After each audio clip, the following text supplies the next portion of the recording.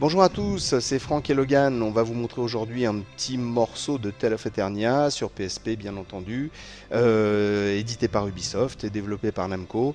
Bon, il a noté que l'éditeur conseille 12 ans et plus. Logan pense à juste titre que c'est tout public, c'est un petit peu technique, et je pense que le 12 ans et plus, c'est peut-être un petit peu pour ça, parce que le jeu est toujours en anglais. Il est en anglais, il n'est pas sous-titré, il n'est pas en version française du tout, donc voilà. Bon, sans quoi, apparemment, j'ai cru comprendre que tu étais un grand fan, et un grand fan de ce genre de jeu et de celui-là en particulier. Qu'est-ce que tu nous dis ? Alors oui, je suis fan de la série déjà, puisque c'est vrai qu'un des points forts de cette série-là, c'est de proposer un design qui est toujours très très joli. Alors même si les derniers épisodes là sont passés à la 3D, celui-ci, hormis la map, comme tu peux voir, donc qui est assez moche, il faut bien le dire. C'est simple, on va dire que c'est simple. C'est assez simple, mais comme tu as pu voir avant, les décors, eux, sont très très jolis. Ça ressemble vraiment à des tableaux, quoi. Ouais, c'est super sympa, c'est super bien fait, il y a plein de petits détails. Voilà. Alors là, comme tu peux voir aussi, les combats sont très très dynamiques. Oui. Alors, de prime abord, ça peut sembler un petit peu bourrin, puisque ça ressemble un peu, on va dire, à un jeu de baston. Mais si on s'y attarde un tout petit peu, il y a une dimension stratégique qu'on n'est pas obligé en fait d'utiliser, mais qui rend les combats beaucoup plus intéressants. Donc je vais vous montrer ça. Là tu as gagné. Là. Voilà, là j'ai gagné. Tu es très fort. Donc là je vous ai montré la version, on va dire, un petit peu bourrine des combats. Ouais. Donc on va attendre d'avoir droit à un autre combat. On ne te voit plus, on voit juste le haut de tes cheveux. Là je suis dans la forêt. Je suis inquiet.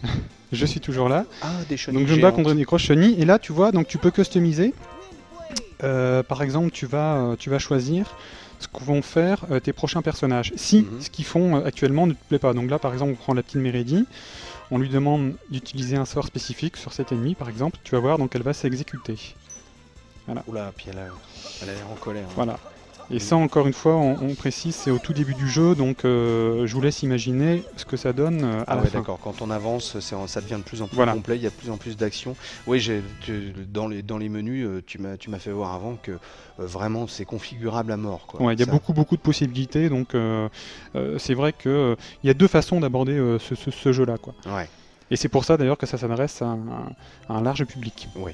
Et là, c'est vrai que quand on voit les décors un petit peu de près, c'est vraiment super sympa. Ouais, c'est très détaillé, très très joli, ça n'a pas pris une ride, parce qu'il faut savoir que c'est le deuxième épisode de la série, qui est sorti après Tales of Fantasia, qui va sortir bientôt en France sur GBA. Ah, d'accord. Et c'est vrai qu'il était jamais sorti en France, donc merci à Ubi qui a eu la bonne idée de le sortir sur PSP. C'est une adaptation.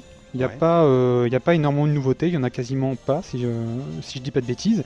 Mais c'est vrai que ça passe très très bien et c'est un excellent RPG que je conseille vraiment à tous. Bah, en tout cas, ça a l'air vraiment, ça a l'air d'être super sympa. Pour les fans de RPG, en effet, je crois qu'ils vont largement s'y retrouver. De toute façon, il y en a beaucoup qui doivent connaître déjà sur le bout des doigts cette aventure de Tale of Eternia. Donc, un jeu édité par Ubisoft et développé par Namco. Et Logan aime, et c'est bien. Et c'est bien. Allez, on regarde un petit peu comment tu te bastonnes. En avant, Logan. Alors là, je vais essayer de faire une attaque. Hop.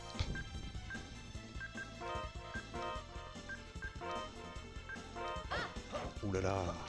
Alors, tu peux te défendre aussi en mettant un bouclier. Ouais. Hop. Tu as regagné. Voilà. Bon, c'est que le début du jeu, donc c'est assez simple. J'ai aucun mérite.